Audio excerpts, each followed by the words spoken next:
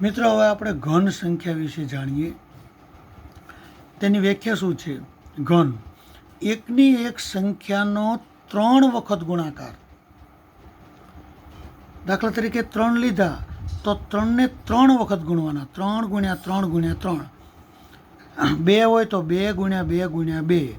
5 હોય તો 5 ગુણ્યા 5 ગુણ્યા 5.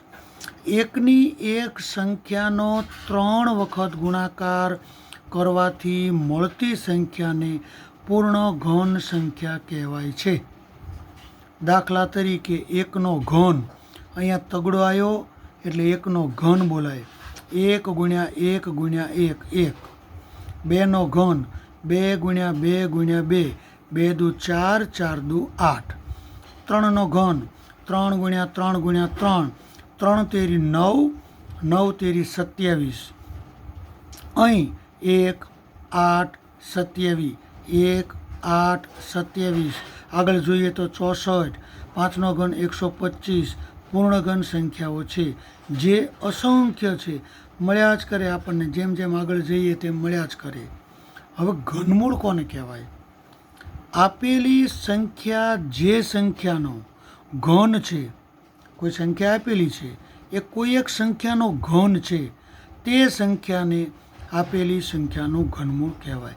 એને સંકેતમાં આ રીતે અને અહીંયા તગડો લખવાનો હોય છે.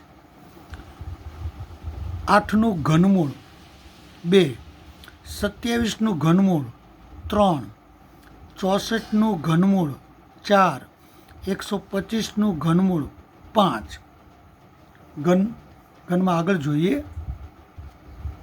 કોઈ પણ એકી સંખ્યાનો ઘન એકી સંખ્યા મળે અને બેકી સંખ્યાનો ઘન બેકી સંખ્યા મળે છે. પૂર્ણ ઘન ઋણ સંખ્યાનું ઘનમૂળ, કોઈ ઋણ સંખ્યા આપી હોય તો એનું ઘનમૂળ ઋણ સંખ્યા જ મળે. પૂર્ણ ઘન સંખ્યા આપેલી હોય અને પોતે ઋણ હોય તો એનું ઘનમૂળ ઋણ સંખ્યા જ મળતી હોય છે. અહીંયા 1 થી 20ના ઘન તમારે ખાસ યાદ રાખવાના છે, વારંવાર ઉપયોગમાં આવતા હોય છે. 1 થી 20ના ઘન સુંદર અક્ષરે તમે પણ તમારી નોટમાં નોટ ડાઉન કરી લેજો.